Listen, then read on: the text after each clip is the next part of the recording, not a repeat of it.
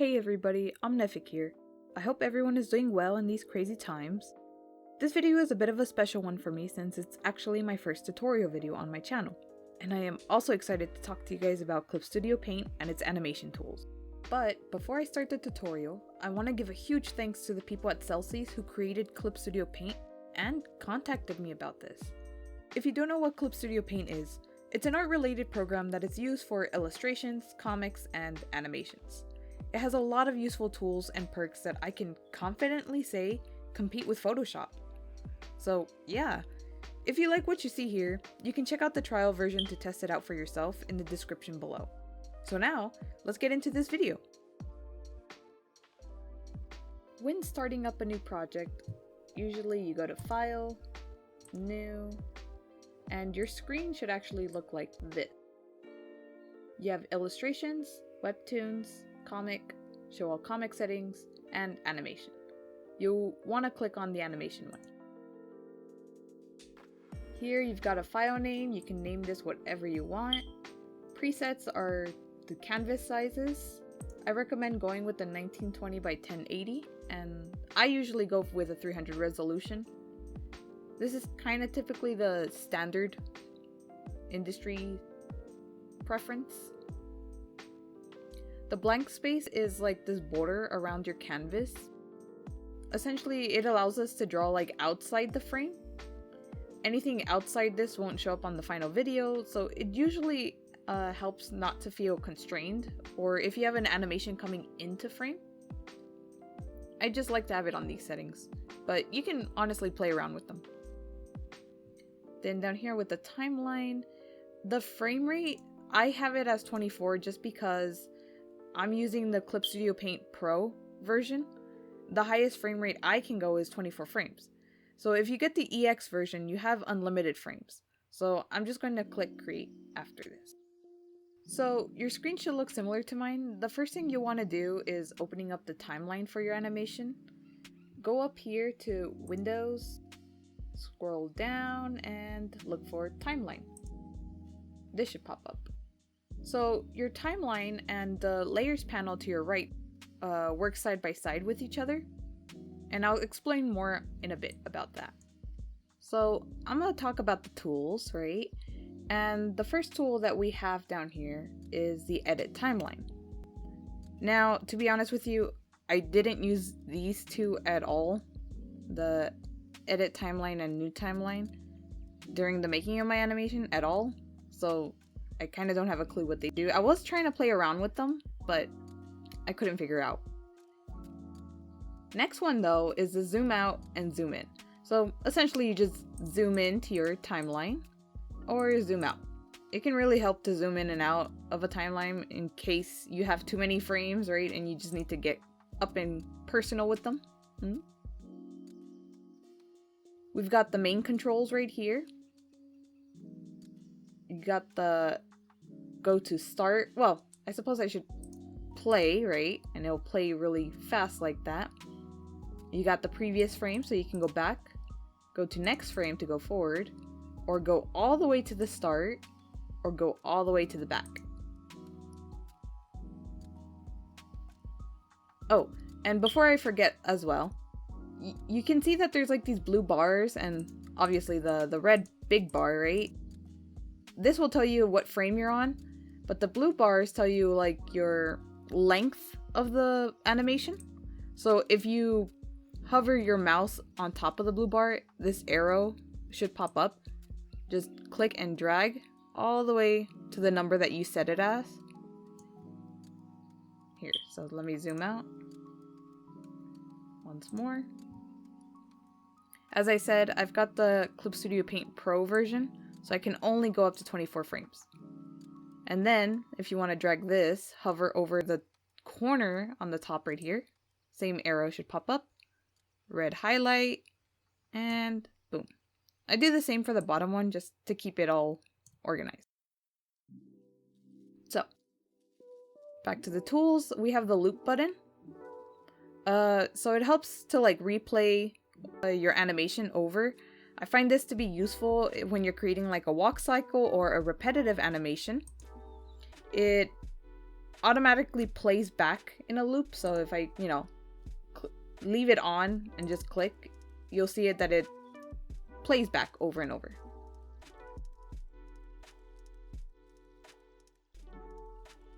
Next one we've got is new animation folder. So I'm sure many digital artists know the term layers, right? Well, new animation folder is the same as layers. So each time you click it, it makes a new layer.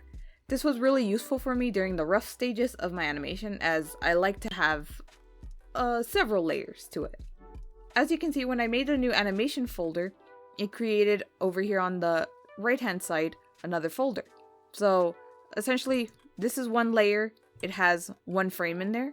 This is another layer that has no frame in it.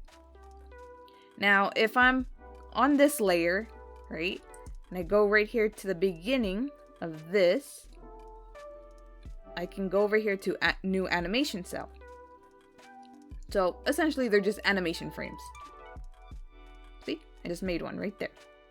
And I can click here and make a new one, like so. So specify cells can be a way to duplicate your frames and keep it consistent throughout. So if I made a new blank frame over here, right, the number 3, and I want to put my drawing there too, so like let's say I have a smiley face, I simply hover over that frame that I want, go to specify cells, and click the number 2, which is the one that has my smiley face on, and click OK. And it duplicates it over. And if you don't want the specify cell there, you just delete it with this next one, delete specified cell. Now, I wouldn't call this more like a duplication or not, because like if I go to a green color and with this specify cell, and let's say I decide to edit, right, add another circle, it's actually going to add it to this other one as well, to the second frame. And if I delete it with my keyboard, it deletes for both of them. So I wouldn't really call it as a duplication tool because it affects both. And for me, I like to duplicate and then edit one and then edit the next and keep it different for each one. So I'm going to delete specified cell. I definitely didn't use them during my animation, and I'll teach you an alternative method on duplicating frames that I used at the end of this chapter. Next one is onion skin, which is Animator's best friend. Essentially, it helps you see your frames beforehand and afterwards. So let me demonstrate. So on this frame, I could put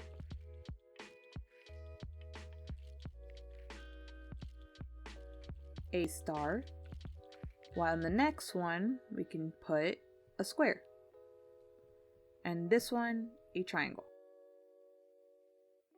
So when I'm on this frame and I turn on onion skin, it shows me the previous one and the one that's coming up next.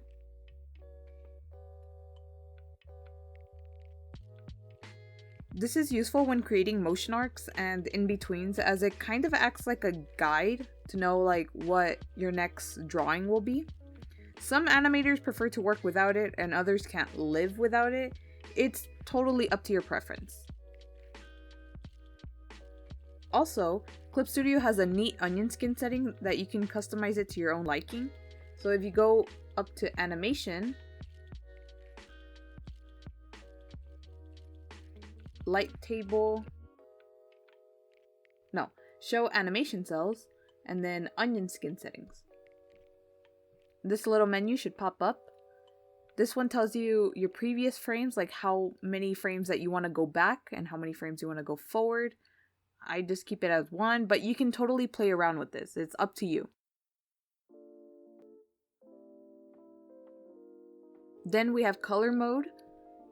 Essentially, it's just the colors here. I have my colors as green and red, but you can change these up if you want. I do recommend using contrasting or complementary colors that are opposite from each other. And I would highly recommend avoiding really light colors like yellow, because then it would make it really hard to see your frames. Then down here, I would play around with the opacity level. Again, I would recommend not having these at a full 100%. You'll want to differentiate your drawing from the other frames. I keep mine like this, so if you want to copy them, go for it. Next up, we've got keyframes, or known as tweening in the animation community. Hover over your frame of desire and click enable. Then, still hovering over your frame, click add keyframe. So it should be this symbol right here. A little green diamond should pop up. Now, if I want a new frame over here, new animation cell, and I put in add keyframe,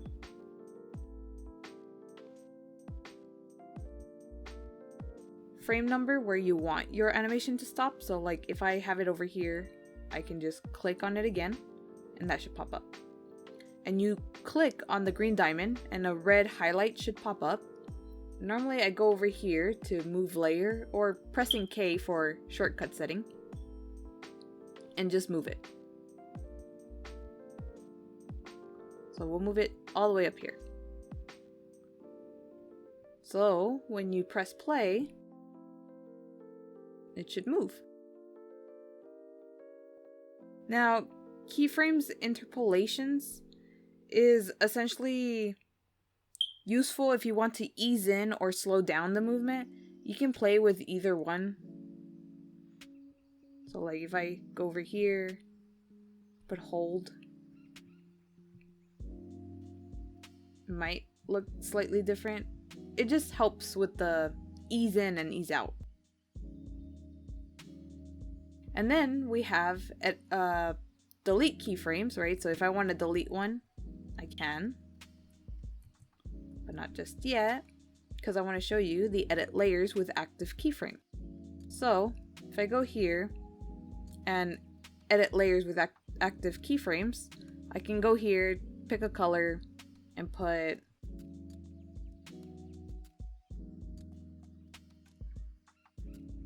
another star. So when I unclick it, they should all move all together. So you can edit these if you have like a little adjustments that you want to add.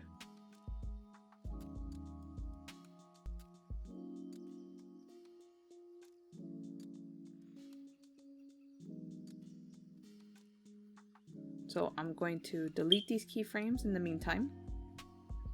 And also, before I forget, when you're done using keyframes, make sure you disable the keyframes afterwards. You'll know this when like these little triangle shapes at the bottom pop up. So if you click disable, they should go away. And real quick, on duplicating layers, it's something I use a lot in my animations, and it took me a while to figure it out. Thank you, YouTube tutorials. Create a blank frame where you want your drawing. So if I want it over here, create new animation cell. So it's called 2B, and I have it over here on my right panel.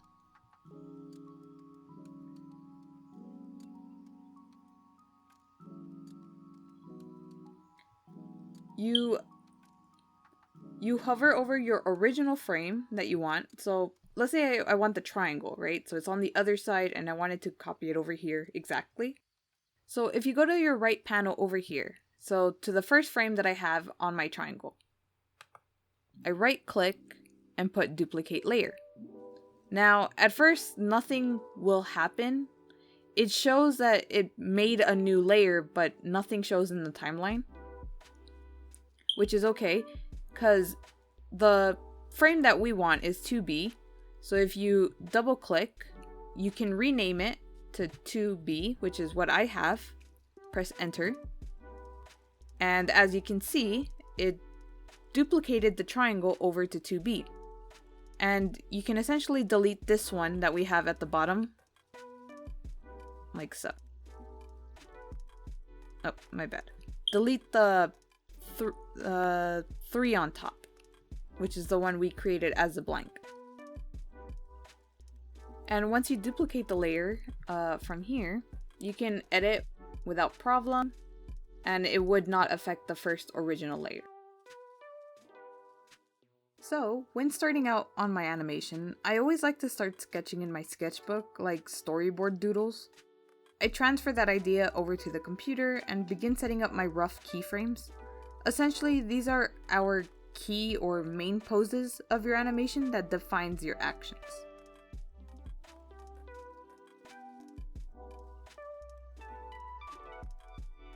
I will then start to do rough in-betweens, drawings in between my keyframes in order to get more movement or flow. I find this to be the most fun part, as I like to see how it slowly comes together, making it look sketchy or traditional look.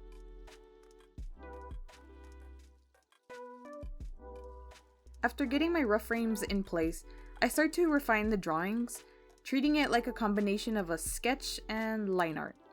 I also do this process a little differently, so instead of doing these refined sketch frames on one layer, I actually start to divide them depending on the sections. So, for example, I'll sometimes have the arms and hands separate from the body on different layers, or I'll have the hair on a different layer and the mouth on another. This is just the way I do animation. There's not really a right or wrong way, just whatever makes you feel more comfortable. Oh, and I also like to color code these sections, so you might see like my animation like kind of look like rainbows.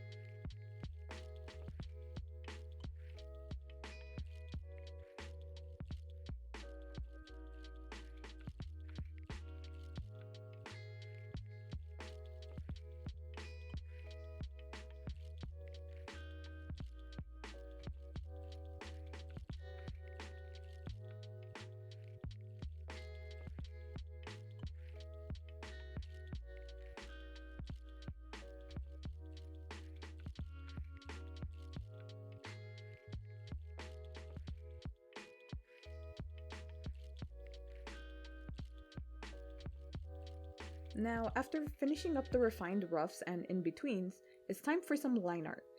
Make a new layer or folder and place that on top. We're going to use vector layers. Vector layers are crisp lines that give me a lot of control over the size and shape of my strokes, and it's really useful for line art. So any manga artists out there, pretty good perk. Where to find them, you might ask? Well, go to the right panel, and you might see a little image of a cube right here, where it says new vector layer. Click it, and there you go. The folder that the layer that you created will become a vector layer folder. And you can use any brush or ink for the line art. And the great thing about this is that we can also manipulate the lines, making them thick or thin in strokes. And it gives you a lot of control in our line art. So you can either press Y or go to the left panel and look for the symbol called correct lines. So you could either press Y or look for the symbol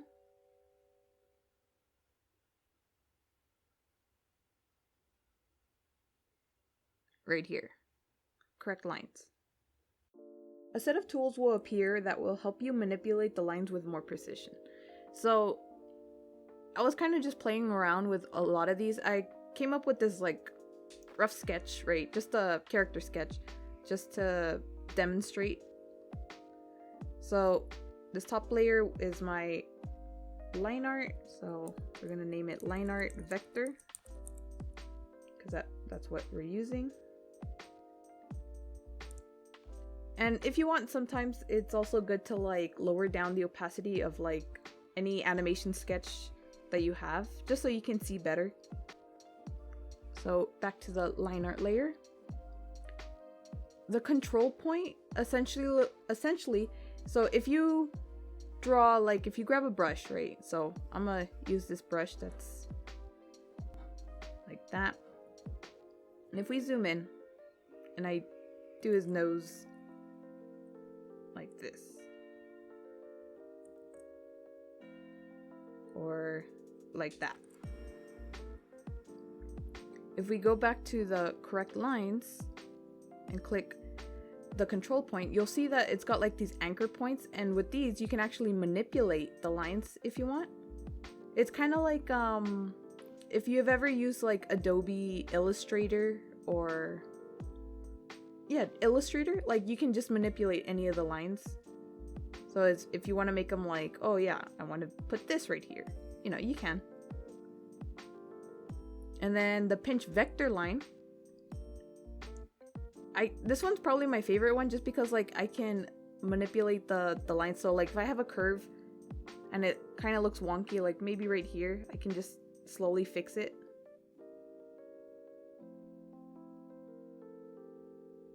So like right here, the control point right here, I can fix it to make it go onto the line like that.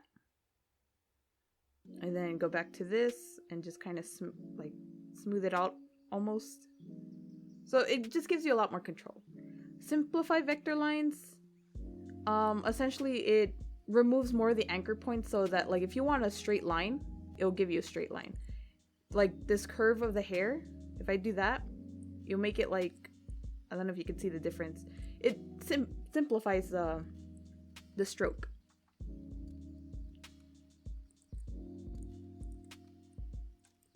Correct vector lines, I'm not entirely sure what it does.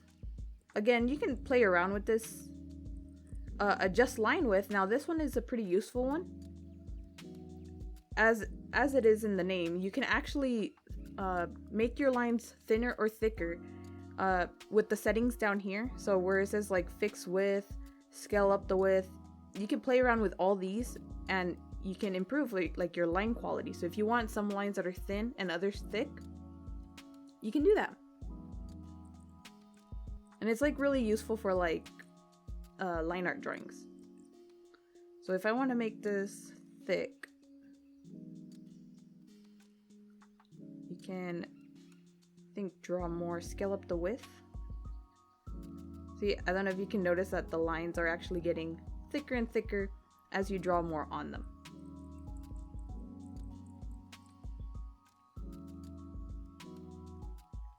Redraw vector lines. Essentially, you can just redraw like the lines that you created. I'm not a huge fan of this one, but I mean, you can maybe find a purpose for it. And then redraw width of the vector lines. So yeah. And I definitely use this for my animation for the line art, especially around the hair.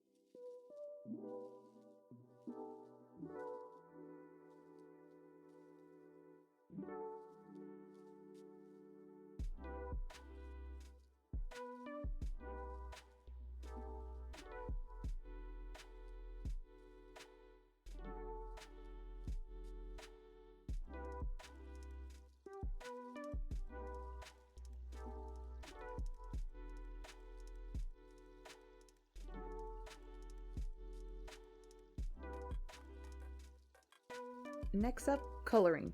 You're going to want to use reference layers. This allows you to color or fill on the drawing layer, and it will fill within the lines while still being separate from your original drawing. You can make another folder, right, and then name this just coloring, color. And you can put this underneath your line art. make another cell. I normally go to the line art layer, and then you're gonna want to find this symbol right here set as reference layer, and it should set that for like all the line art frames that you have. And then in your color layer, simply just get the fill bucket tool, which is on your left side, or you can press the key shortcut G. You can pick whatever color.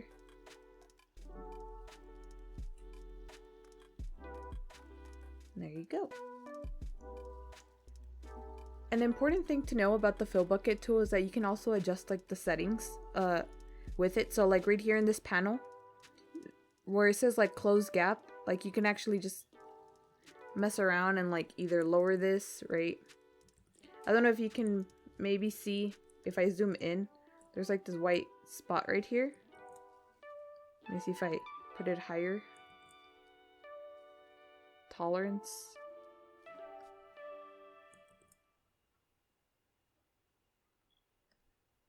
See? So since I moved the tolerance a bit more, it actually closed off that white spot. So if I lower it down, it'll have it. So you can again play around with this and get like the right settings. If I actually have let's say if I go to my line art and I have like a gap in my line art, you can go to the close gap and it'll fill it out for you. So again, just adjust like what is needed. So if I lower it down more, it actually will fill out the whole thing.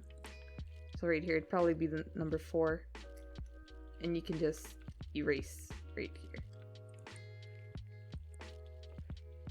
Oh, and then right here you can also like refer, like choose whether to refer a layer to others that are active. So like if I choose the reference layer that we had, right, it'll just keep in mind, the computer will keep in mind like, oh yeah, if there's a reference layer, I'll make sure to be careful with that. And then final touches that I actually did on my animation was that I added like another layer on top. So let me see. I added like a clipping mask over the drawing, adding overlays and multiplies to add a bit of lighting and shadows to my character. And the way I did that was that like I added another layer on top, added another frame, and I actually got like a soft brush to do it like more manually. So let me look for that soft brush. So this layer on top of the coloring layer but underneath the line art, and then you right click on the folder itself and go to layer settings and clip layer below. So this is now clipped to the coloring layer, and I could do whatever I want on top of it. So if I do this, I can add like kind of like a gradient almost, or like some sort of lighting, and then you can change the settings with it like right here. So if I put overlay, or you can put overlay like on the whole folder, right? So you don't have to do like overlay for each frame. You can put light in. Let's see if I can find one that's like more obvious. Hard light, multiply, and then you can change like the opacity too for the folder itself. So it would change for the rest of the other frames.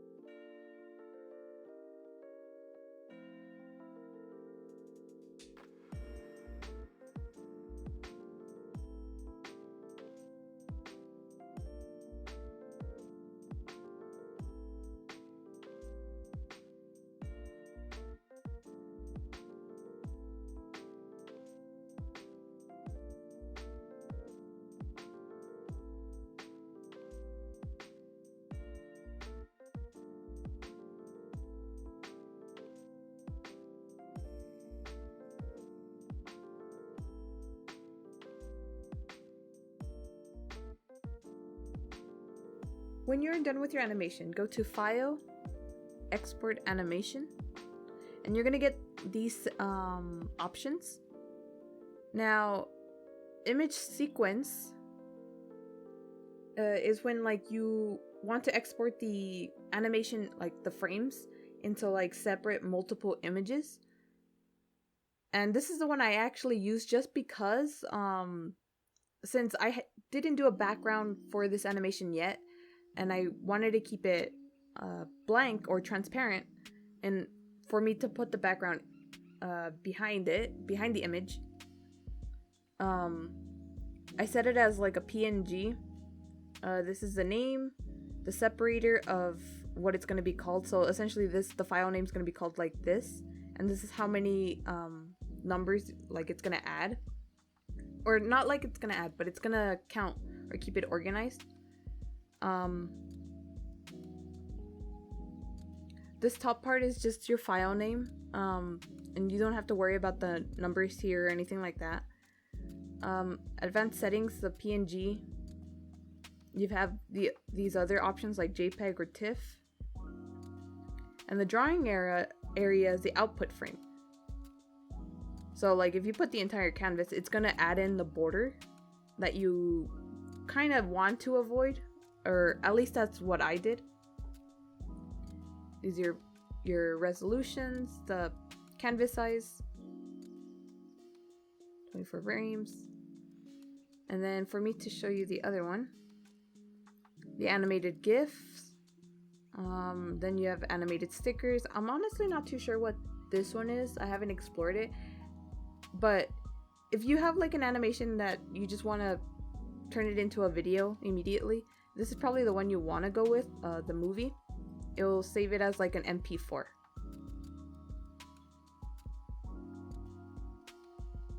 I used image sequence for this animation just because I want the transparency background. Adding in my own background drawing so I can give it a bit of a camera movement in editing post-production. So while also tweaking a bit of the frame rate here. So like for this seems really useful for me for the image sequence.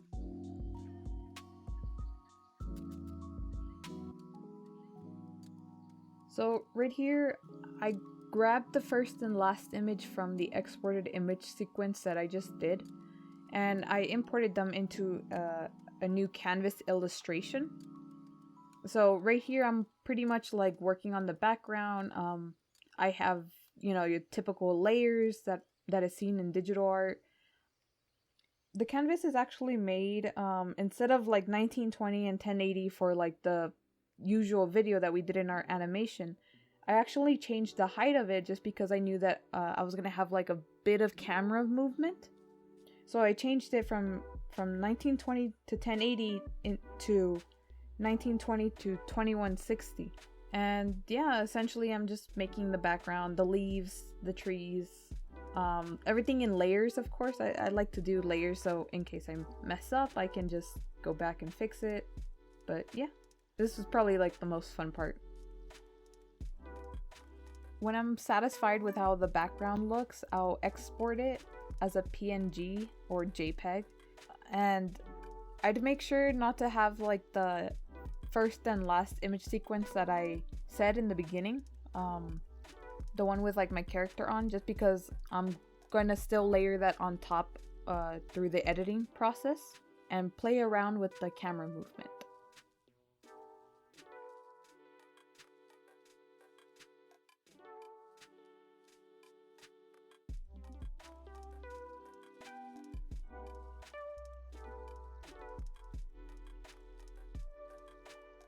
So, final thoughts. I still think the program holds up pretty strong as an animation tool for artists. My only nitpick would probably be how the duplicating tool works, but maybe there's a better alternative that I'm not aware of. Who knows? Either way, I still stand for what I said about Clip Studio Paint being pretty reliable and very customizable for the user. If you're interested in checking out the trial version, the link will be in the description below. Once again, I want to give a huge thanks to the people at Celsius who contacted me and allowed me this awesome opportunity. It makes me really happy to know that you guys actually listen to artists and our needs. You guys are amazing for regularly updating the program to accommodate us. So thank you, and thank you guys for watching. I hope you guys have a wonderful day, and I hope to see you in the next video. Bye!